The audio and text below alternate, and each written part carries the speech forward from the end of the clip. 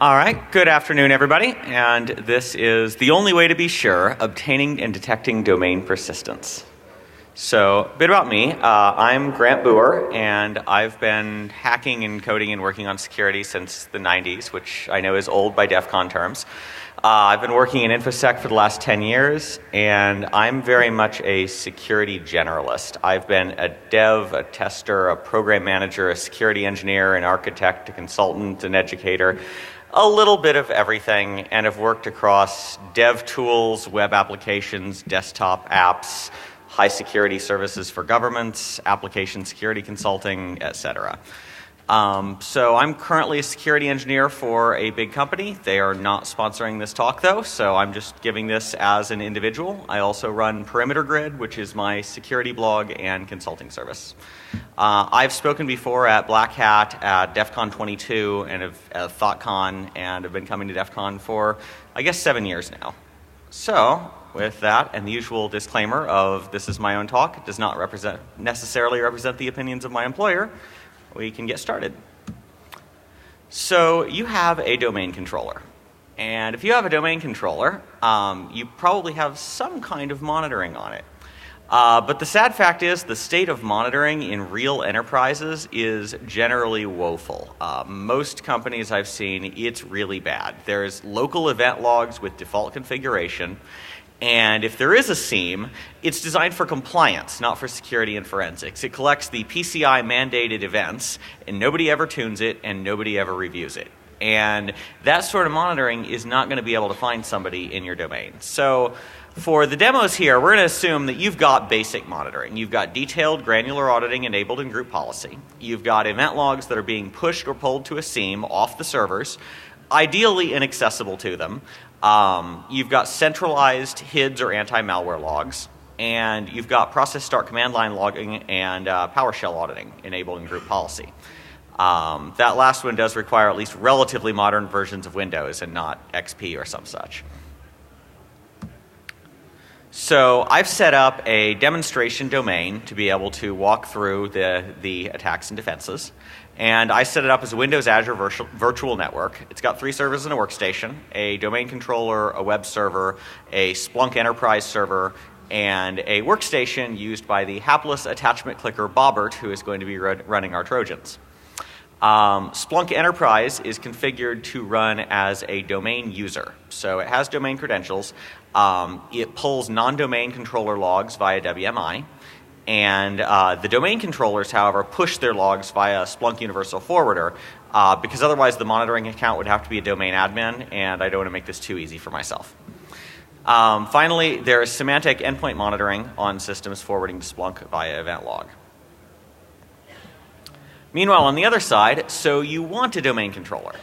Well, there are lots of ways to get access to a domain, and they're pretty much limitless. You could exploit unpatched servers, get an admin's password with a keylogger, get an admin to click on your malware, steal an AD backup, exploit security software or somebody who is running their SIEM as domain admin, use your 0 days that I'm sure you have a large pile of. But this isn't what this talk is about. On the bright side, this is a DEF CON. There are a lot of other talks about gaining access. This is about what do you do once you've gained access to make sure that you keep it. So we're just going to stipulate that you've momentarily compromised the domain. You've got TCP/IP network access. Maybe you've got a pwn plug or a compromised device inside, or a beef session to a workstation, whatever. And you've obtained domain admin. You've got an interpreter session with domain admin. Doesn't really matter where you got it. The administrators are at some point going to notice you've compromised their domain and try to remediate and kick you out. And then they're going to try to figure out what you did. So it's going to be kind of a red team, blue team type of demo. Our goal is to make it easy to get user access and then elevate that access to domain admin again, using only the TCP network access that we have. Meanwhile, their goal is to figure out what we did and how to kick us out without having to wipe everything and start over. So, okay, we've got this domain admin token. What can we do with it to make sure that we can always get domain admin again? Well, I guess we could create a domain admin account. You might also try banging a gong. This is about the least subtle thing you could do. But that's okay.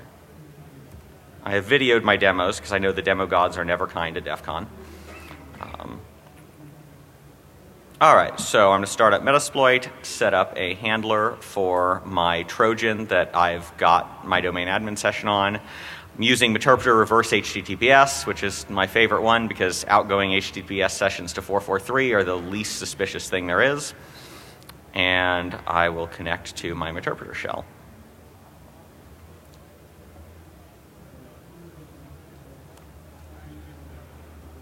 From there, if I've got a domain admin token, it's simple enough. I can drop to my shell, and I can create an account for Frederick Nord, Fnord, in honor of DEF CON 23, and add this domain user.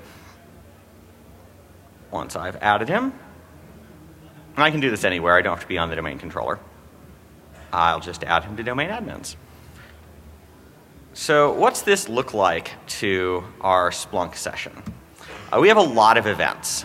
We have a 4720, which is a user account was created. We see here that the admin account created a new account called Fnord. 4722, they have enabled a user account. This immediately follows creation. 4724, they have reset an account's password, also immediately follows user creation. And most suspicious of all, we get a 4728 event, which is a member was added to a security-enabled global group, in this case, domain admins. You can pretty much count on if an enterprise is monitoring anything, this is probably one of the events they monitor for. It's almost always administrative action. It's very seldom done by an automated process.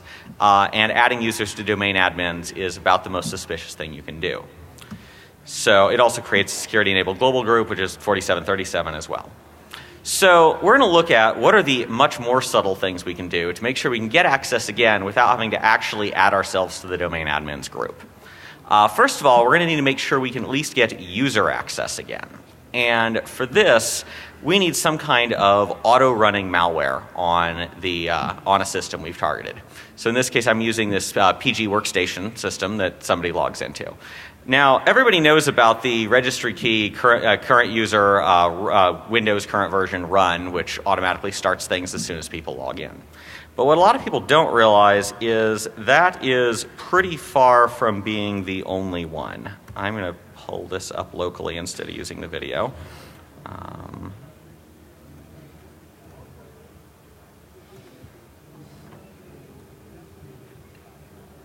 All right. So here we have a wonderful little sysinternals tool called autoruns. And the autoruns tool shows you various things on the computer which are set to automatically run at boot up and login. So at logon, we've got, let's see, it's still running and collecting stuff. So logon is going to contain our usual Windows current version run. But that's far from the only thing it will contain. Sorry, I can't see my own screen here. So we've got components running from a wide variety of locations. Any of these apps that you can replace can then run automatically at login. In addition, Explorer has shell handlers. Internet Explorer has browser helper objects that load as soon as anybody starts up the browser. We also have scheduled tasks. Now in this case, these are interesting. Anytime you get a scheduled task listed in red here, I didn't run this as admin, which is the reason I don't have nearly as many auto runs as I would normally have, so I'm going to rerun it. Anytime we get one of those entries in red, it indicates that the auto run is running unsigned code. In this case, many times it is VB script code. Okay, I'm going to change this so I can see my own screen.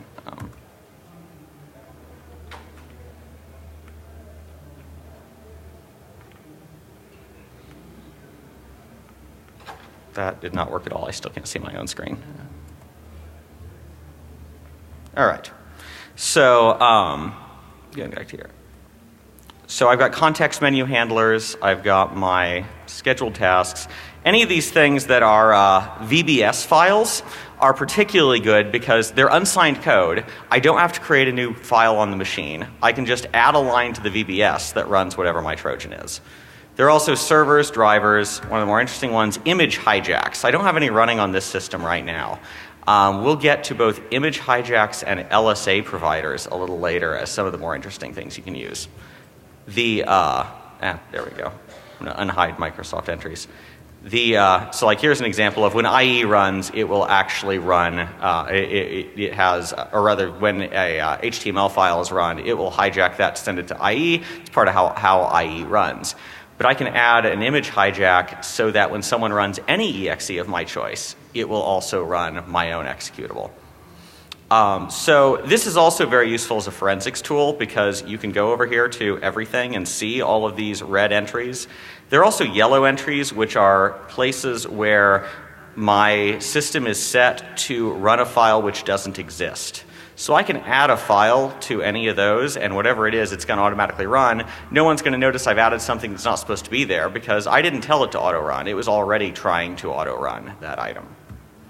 So there are a great number of places that you can add these auto-running programs.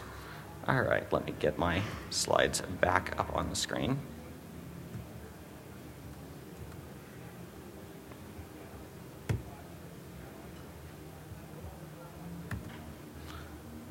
All right.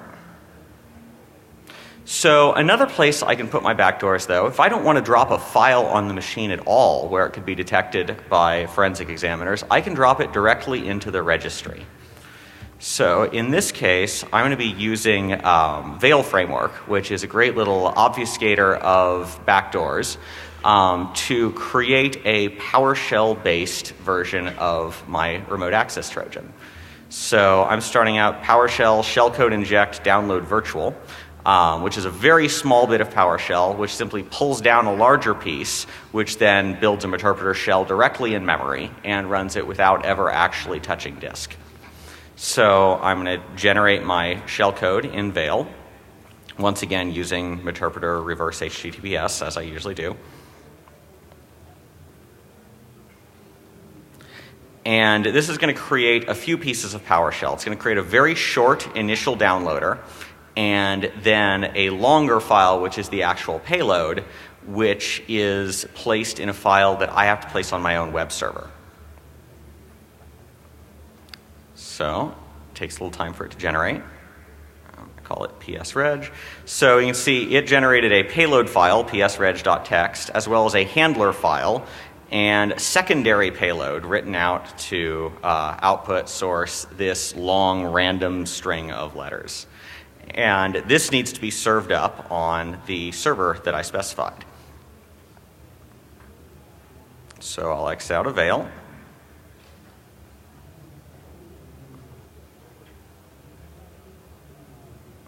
And copy my randomly named file. If I wanted to, I could, put this on an actual publicly accessible server, give it a perfectly innocuous name that wouldn't look at all unusual in web logs. It can be called whatever I want. Then I've got this psreg.txt, which has the very short PowerShell command, which will download that payload and execute it in memory. Now, it is by default in Veil, it's bin hex encoded, base 64 encoded rather. For this, I actually had to decode it because it turns out in the image hijacks registry, there is a relatively short command line length allowed, and if you put this entire long encoded thing in there, it has a hard time actually running it. All right. So, oops.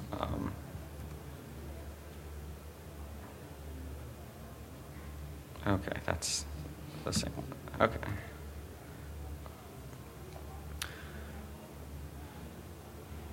All right, so I'm going to connect to my user session here, and I'm going to create a registry key in this user session. And in this case, I'm going to be modifying the image file execution options for calc.exe. Really, I would modify them for something that's in those auto runs or something that I would expect my administrator to frequently run. Preferably, I find something in auto runs that I don't actually care about, nobody really cares about. People always have printer drivers and video drivers that have to have some memory resident component. Nobody's sure what they're supposed to do anyway. There are a dozen of them. You can easily hijack any of those. So I'm adding an image file execution option called debugger, which has my PowerShell in a hidden window, bypass execution, and it's going to do an inline execute of what it downloads from this URL that I've provided there. So when that runs in PowerShell, it will download that with basically the PowerShell equivalent of wget into memory and execute that PowerShell. And that secondary payload is my Meterpreter virtual inject. So now my end user goes and runs the compromised app. In this case, they're going to run calc.exe, and it immediately disappears. So this is why you want to use something in the startup that no one's going to care about anyway. If you really wanted to get fancy with it, you could develop your own script which would actually run the necessary target. The problem is you can't just invoke the exe directly in the normal fashion, because if you do, the image file execution options will just hijack that one again and run your PowerShell. So you'll just create an infinite loop. So you have to actually script it to take itself back out of the registry. And as soon as they ran calc.exe, from my perspective, running the handler, I immediately get I've got a video of it, but it connects to me with the Meterpreter shell. It does exactly the same thing as any of the other Trojans does, but it does it entirely in PowerShell with no need to drop anything on the disk to be later found. So at that point, I've got user access again. But I don't have domain access, and I want to have my domain admin session. So what can I do on the domain controller to make sure that I'm always able to elevate to domain admin? And we've got at least 4 options here that are more subtle than adding yourself to the domain admins group. So the first one I'm going to go over is the skeleton key patch. Now this was actually presented at DEF CON a couple of years ago. And it is now a built-in feature of Mimikatz. Unfortunately, it's not a built-in feature of the Kiwi module of Meterpreter yet. So we have to use the actual Mimikatz exe in order to run it. The other option would be to use something other than Metasploit. I know like PowerShell Empire, for instance, does have the skeleton key patch in there, so you wouldn't have to drop Mimikatz on the disk. In this case, I've killed the antivirus process so that I can proceed to drop Mimikatz on the disk. Once again, that's not very subtle. It will leave an event. But if you were using a different remote access package rather than Meterpreter, you could manage to do this without necessarily hitting disk with it. So I create my shell. I run Mimikatz. And I grab debug privileges. And then I run the MISC skeleton module. And this does a quick little patch to LSASS. If you recall earlier in auto runs, there was a section for LSA security providers. Well, what we've just done is we've added an LSA security provider. And we have added the Mimikatz security provider. And what this actually does is now next time I connect to my workstation, I'm an unprivileged user. I'm connecting to a session as Bobbert again. I don't have any user privileges, so if I get my UID, I am just Bobbert. And if I go to my shell and I try to connect to the domain controller C drive, I'm going to get an access denied because Bobbert does not have access to the administrative shares on a domain controller. Drop all of my connections, and now I'm going to net use it, only this time I'm going to specify I am the domain admin user, who is pgdefcon whack admin. And my password is Mimikatz. The domain admin's password very much is not Mimikatz. However, the fact that I have added that LSA security provider means that Mimikatz is a valid password for everyone in the domain. I can log in as anybody anywhere using that password. And so I am still Bobbert if I do a who am I, but I'm able to do anything that the domain administrator can do. So, assuming you don't disable the AV and drop Mimikatz on the disk, the only unusual event you're going to get from this is a privileged service was called, event 4673, sensitive privilege use. And we see here there was an LSA register logon process. And the unfortunate thing about these events is they're not super rare. You're going to see this anytime a DC reboots anyway. So you could monitor for them at unusual times, such as when you don't have a DC rebooting. If you've got one domain controller, that's probably not terribly hard. If you have 150 of them, that may be terribly hard. So other things that we can do. One of these is probably the most interesting of the common AD exploits, which is creating Kerberos golden tickets. This is another one that was first presented at DEF CON, I believe, 3 years ago. It is, luckily for attackers and unfortunately for defenders, very difficult to centrally remediate. In other words, this isn't a vulnerability somebody can patch. And so golden tickets are Kerberos tickets that the attacker can create themselves rather than relying on the domain controller to create them. So in this case, I've got my compromised domain controller, and I'm going to, once again, connect to it with my interpreter shell.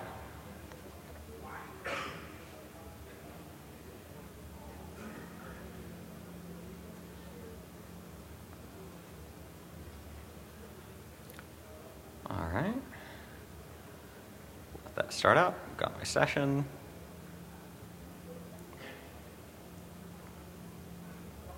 Now, I'm a domain admin. But it turns out that, and first thing I'm going to do is I'm going to get my SID, because my SID is the domain SID followed by the user SID. So I actually need the domain SID for this. Now I'm going to grab the list of processes and migrate myself into CSRSS. With golden tickets, to get the hash I need, I have to be in a process that is actually started as NT authority system. So I can't just get system privileges. I need to migrate into a process that started that way. I'm going to load Mimikatz extension again and dump hashes. Well as all the user hashes here, I have this one, which belongs to, I grabbed the hash of that, it belongs to an account called KRBTGT. This isn't a real user. This is the Kerberos ticket granting ticket hash. This is what's used by the domain controller to sign ticket granting tickets in Kerberos. Now Mimikatz has an extension, golden ticket create, and I'm going to run that, and I'm going to specify the domain, pgdefcon. And I'm going to specify that I want a ticket that belongs to groups 501 and 502. So it's a domain admin. And I'm going to specify that KRB-TGT hash that I just copied above. I also have to specify the domain SID, which is why I grabbed that a little earlier. And I'll specify a path for storing this. I'm going to call it pgdefcon.golden.tkt so I can remember it. And I specify the user admin. Now, the user I specify doesn't actually have to be a member of any of the groups I specify. I can create a ticket that says some other user is domain admin. It doesn't matter. The ticket is going to specify what groups it has, and the other servers are going to believe me. Now that I've got that created, what do I do with it? Well, later on, I'm now connecting back to my workstation as Bugher again, so I'm an unprivileged user.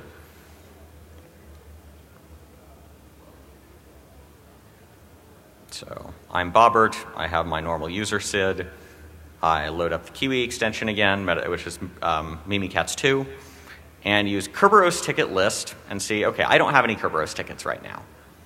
And so naturally, if I drop out to a shell and attempt to net use on the domain controller, I get password is invalid. But I can then, in Meterpreter, go ahead and call up that golden ticket file that I saved earlier. So I'm going to do Kerberos ticket use pgdefcon.golden.tkt. Using Kerberos ticket stored, ticket applied successfully, I'm still Bugher if I do a get UID. But now, if I shell out and do any kind of network access, that Kerberos ticket is presented. So I can net use the domain controller's admin partition and list things. It doesn't matter that I am not actually a domain admin or a member of any of those groups, because that ticket I created specified it's in the domain admin group. I can do anything someone in the domain admin group can do. The other great thing about Kerberos tickets is, first of all, if they're less than 20 minutes old, it doesn't even check with the domain controller to see if it should use the groups. That is one thing. If the ticket is more than 20 minutes old, the user you're impersonating will actually use their actual current privileges. But if you create a new ticket that's very young, then it's fine. It doesn't matter if the privileges you specified are totally unlike what that user actually has. It will still just use whatever's in the ticket. So what does this look like as a defender? Well, creating a golden ticket doesn't look like anything because all I did was dump hashes straight out of memory. I could create the golden ticket on my own computer. I don't have to do that on the domain controller. Once I've got the hash and the domain SID, I can do that locally without creating any events anywhere. And I can do it for any user I want, for any groups that I want. Now, when I go to use it, it varies what you see. Here we have a couple of login events. They're both an account was successfully logged on. One of these was a legit admin logon, and the other was me using a golden ticket. You'll note they look basically identical. In this case, the only difference we have is that in one of them, the account domain is in lowercase, and in the other one, the account domain is in capital letters. And that's not necessarily an artifact of using a golden ticket. That's an artifact of when I ran the create golden ticket command, I typed the domain name in lowercase. And so it just took exactly what I put in. All you're going to see is potentially anomalous login events, and they're going to be anomalous in different ways. Maybe you see an FQDN where you expect a NetBIOS name. Maybe you see a NetBIOS name where you expect an FQDN, casing issues, that sort of thing. But there is not a consistent indicator that somebody's using a golden ticket. It's actually relatively hard to detect. It's mostly a matter of if people have access they should not have, and are gaining access to things without actually being members of groups, it's something to suspect. That's probably the worst thing about the golden tickets. The other thing that's terrible about them is, so you find out an attacker does have a golden ticket, what do you do about it? You have to rotate the hash of that KRBTGT account, and you have to do it twice because it actually keeps a history. So the password that's one password old still works. If you are running Windows Server 2012 domains, this is actually not terrible. You rotate that account twice, and now you can go on about your business and hope your attacker does not still have current access and can just generate a new golden ticket. If you are running a Windows 2008 release or older domain, it is a much bigger pain because as soon as you rotate those KRBTGT passwords, nothing in the domain will be able to authenticate until it reboots. And that also means you can't authenticate to it to tell it to reboot. So it is a pretty messy challenge of scripting and remediation, which is why until pretty recently, now people are starting to run on 2008 R2 or 2012 domains, sometimes the response to an attacker having a golden ticket was to just kind of put up with them and not to actually remediate it entirely or hope they don't have one. So it's a reason to be on a domain with a later functional. That's the other thing. You not only need to be running 2008 R2 or later, you need to be running a domain functional level of 2008 R2 or later. Just upgrading a domain controller does not necessarily upgrade the domain functional level to a current version. That's an explicit decision by the domain admin. So that's another thing we've got, but we actually have a couple more. So another thing we can do is tampering with SID history. So now we're getting into some Windows AD features that most sysadmins probably have never used and are not necessarily very aware of. So SID history is a feature of AD that's designed for domain migration. It's designed for I'm adding a new domain to my forest, and that domain was, say, another company acquisition, and I need users in my new domain to still be able to do stuff on machines joined to the old domain, but I don't want them logging into the old domain to make migration easier. And what it lets you do is add secondary SIDs to a user. So the user not only has their real SID, they've got other SIDs that they act as. So this is another one where I actually need real Mimikatz, and since I'm using Metasploit, that means killing the AV and uploading a copy of Mimikatz again. So I'm going to get my user ID. So here's my admin session. And let's move over into a process started a system.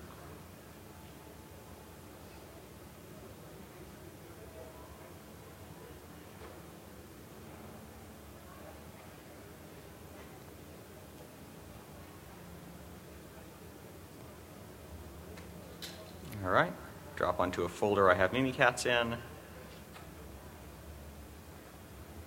And I'm just going to run, it's very simple. The command is just add SID. So I'm going to do misc add SID, and I'm going to add to Bobbert, the SID, enterprise admins. I could choose a group SID, I could choose a user SID, I could choose a computer account SID if I really wanted to. Whatever I want to, that SID is now added, and Bobbert is equivalent to whatever the privileges that SID has. So what's this actually look like to Bobbert? It actually looks kind of weird because there is no overt sign that they have secondary SIDs. In this case, I'm firing up Active Directory using computers, pull up Bobbert, and I look in the groups that he's in, and he's not in Enterprise Admins. If I pull up Enterprise Admins and look at members, he's not a member of Enterprise Admins. There's no particular sign that he's a member of that group. But note that the add and remove buttons are not grayed out. Just because I'm not a member of Enterprise Admins doesn't mean I don't still have full privileges to edit it. Now, once again, you wouldn't want to actually go adding users to the group until you were ready to do some sort of exploit, because that clearly is going to be creating events. But this is just a demonstration of the fact that he's got the full privileges of Enterprise Admins, despite not being a member of that group, and can do anything that EA can do. So what does this look like? This is one of the relatively easier things to detect if someone is actively looking for it. Because in Event 4765, SID history was added to an account, which you're never going to see except during explicit administrative action. And it says exactly what security ID that I added to that account. The problem is, once again, a lot of people are not configuring their SIEM and actually watching actively for events. And we're not seeing the super common events like, security group membership changed. You'd have to be looking for a SID history change. All right, so others we've got is tampering with Active Directory DACLs. Now we're getting into some even weirder stuff. Active Directory objects actually all have access control lists on them, just like files do. And those objects, I'm going to unplug my network here. Those objects are not easily visible to the user. They're not really exposed in the UI anywhere. And most Windows sysadmins use the UI, and that's kind of what Windows is for, is providing user interfaces to everything. So because these are not exposed in the UI anywhere, I actually have to use a piece of VB script to do this.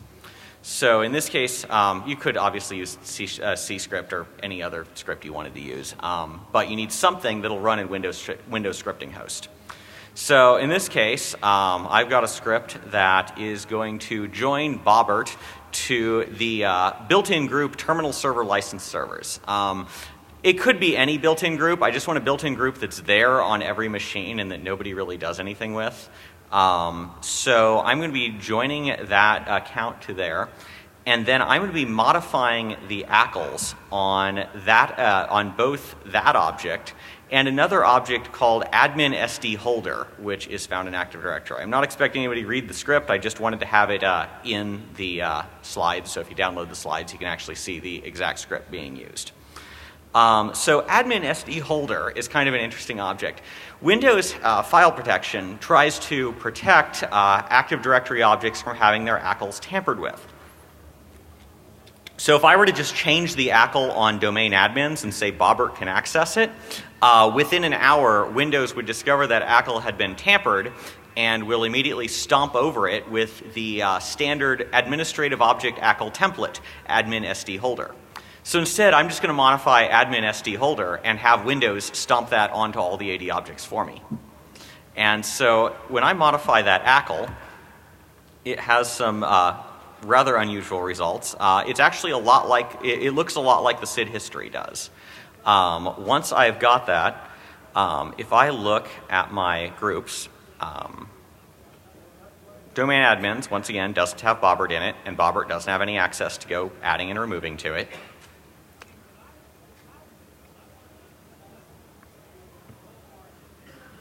So now I'm going to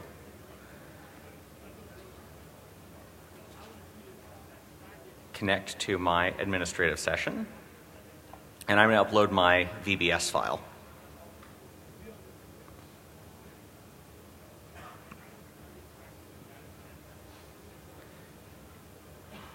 And once I've got a shell, I'm going to go ahead and run that VBS file. It takes a few seconds, makes a bunch of LDAP calls.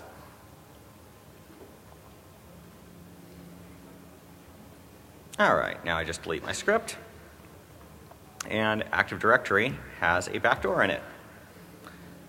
So going back here, I'm still Bobbert.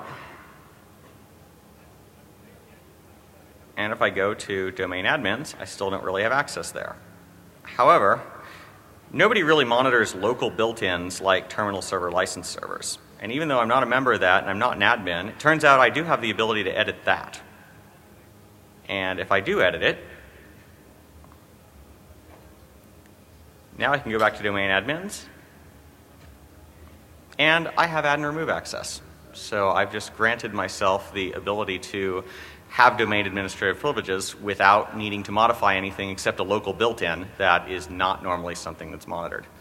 And now I've got full access to whatever I wanted to. So what's this look like in our event log? Well, we do have a security-enabled local group was changed if you're monitoring security-enabled local groups. It's an event 4735. It's changed to terminal server license servers. It's not the most common event, but neither does it really jump out to you as a serious security event. And normally that would be, oh, somebody added a terminal server license server. But we do have a security-enabled global group was changed. It didn't note that it doesn't say we added or removed members. It doesn't say specifically what we did, just that there was a change. And then we get these very weird events. This is a 5136 directory service changes. Once again, not necessarily something a lot of people audit.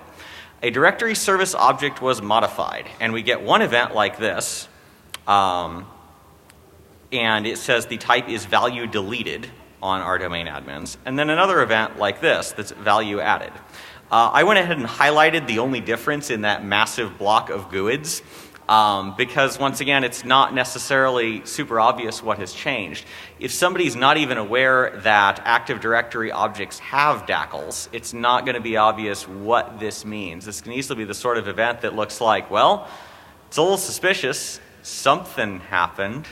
The other thing is it's not at all obvious what they should do about it. You see these events, how do you change the DACL back? It's not exposed in the UI. You'd have to script it. We also have this other one, which is the admin SD holder. The admin SD holder object. And once again, it's the same ACL change. Admin SD holder means if someone does change the ACL back on domain admins, Windows will just stomp it with the compromised ACL again within an hour. So Windows will helpfully put your backdoor back. So those are some of the ways an attacker can use to create themselves backdoors in Active Directory that are not necessarily obvious to the defenders. So what can we do for detection and remediation? Well, the good news is everything that I listed here does leave traces in the event log or in the AD change log. None of this is 100% invisible. The closest thing to that is actually golden tickets, which leave very little trace whatsoever. And their counterpart, silver tickets, which I didn't go into, which basically are the same thing, only they only allow you access to a specific service. But if that specific service is something with administrative privileges, you can potentially elevate right back up using that service. Those are very difficult to detect at all. But the rest are easy to detect, assuming you have the correct policies set. The problem we run into is, well, I didn't specifically go through it, an attacker can disable event retrieval and forwarding and purge the event log. If an attacker really doesn't want to leave events showing exactly what they did, they can kill the Splunk Universal Forwarder. They can clear the event log. And there's not really anything you can do about that. On the other hand, it does leave a very obvious event. The event log was cleared is an obvious security relevant event. It's another one of those things like changing the membership of the domain admin group that sends up a big red flag that somebody's doing something bad. The problem is it doesn't really send up much of a flag of what exactly they were doing, which can make it very difficult to remediate it. And also, it kind of sucks when somebody turns off logging on the domain controller because then you're blind to what's going on for a short period of time. Of course, you also need to change compromised passwords when you know somebody has compromised something. But if somebody's compromised the domain, they probably have a copy of ntds.dit. So you not only need the passwords they compromised to be changed, but really every password in the domain. Even service accounts, which are usually not something people want to change the passwords of, and even the Kerberos ticket granting ticket. You'd also need to do a full audit of every AD change since the compromise for things like group membership and SID history changes if logging was disabled, because they could have, they could have put a chain of SID histories through any number of items. Now, there are AD forensics tools that will let you diff AD against a backup and find out everything that's been changed since that time. And once again, it's possible for the defender to root that out. It's just potentially a great deal of work, a lot more work than the attacker had to put into it. Also, you need your audit stuff configured correctly. For all of this demo, to catch all those events I caught, in audit policy, I had it set to audit account logon events, account management, DS events, logon events, object access, policy change, privilege use, and system events. Object access and logon events are extremely large volume. Especially logon events includes all network process executions. So every time my monitoring server wants to connect and pull logs, which it does every minute or every 10 minutes, I've got another logon event on every server in my domain. So they can create a lot of volume. I also went into advanced audit configuration and added computer account management, security group management, and user account management. In detailed tracking, you can also audit RPC events and process creation. Audit process creation is actually very powerful for finding out what people did, especially if you also turn on the setting to do command line logging, because then you get every command they typed into a shell. You also get every command they typed into PowerShell. So some of these in-memory PowerShell exploits, which otherwise leave no trace on the disk, can be creating a lot of events if you've got that logging turned on. The problem there, once again, is auditing process creation creates a very large number of events, especially on a domain controller. Processes start and stop all the time, and it's totally innocuous. So it's one of those, auditing process creation will give you a wealth of forensic information, but it's very hard to alert on it other than, auditing process creation for mimikatz.exe and things along that line, which hopefully in a real pen test or real intrusion, an attacker would know to rename the files at the very least. More likely, they're not going to just rename the files. They're going to run them through something like Veil Framework or Backdoor Factory and completely obfuscate them so that not only do they have a new name, they're not going to show up in anti-malware. Something extra you can do if you really want to be intensive on the logging is, you can do process start command line logging and PowerShell logging. And the sysinternals monitoring service, sysmon, can be installed on systems. This is a fun little tool. It not only does it do log process creation with command line, it logs the parent process, so you can tell what process spawned all of these. And it includes a process GUID, so you can easily correlate between processes with the same name.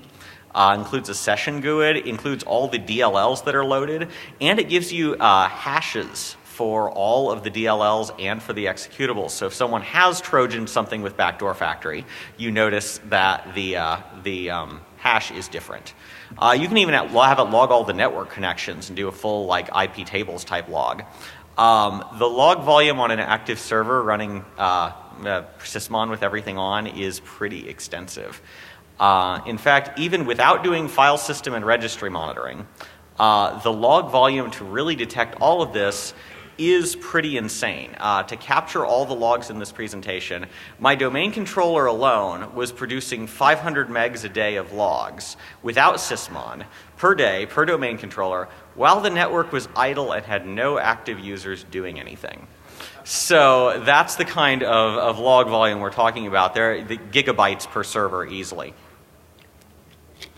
So every system that has an attacker, that has ever had an attacker on it with administrative access or a wiped event log so that we can't necessarily track down what they do, needs to be entirely rebuilt.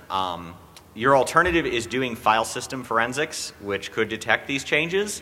Honestly, that's probably even more work than rebuilding the domain controllers is. Under certain circumstances, it can certainly be worthwhile to do, but it's not viable as a standard event, a standard security incident response. So if you've had your logs disabled and you don't have a full AD change history or the time to go through all the events, you pretty much are down to nuke the entire site from orbit. It's the only way to be sure. You're down to rebuilding the domain, changing the hashes of everything, including the ticket granting ticket, and still, unless you're going to rebuild everything at the site, even the workstations, you probably still have someone who can get regular user access or has access to silver tickets. There's not much you can do to clean those out. So the other question is, well, is this a problem with Windows domains? And kind of, but it's really kind of a problem with complexity. You could probably find just as many interesting ways to backdoor Linux and other operating systems. They'd obviously be entirely different ways. But modern operating systems have an awful lot of stuff in them. And when you look through things that start hundreds of scripts at boot and do a lot of processes at login, there are simply too many places for an attacker to hide. This said, most of these you could detect with some decent event log monitoring. The biggest problem is most enterprises don't have decent event log monitoring. They're doing very little because the only way to get it involves manual work by security analysts, people actually sitting down and creating alerts and studying their environment and seeing what is actually normal behavior so they can detect anomalous behavior.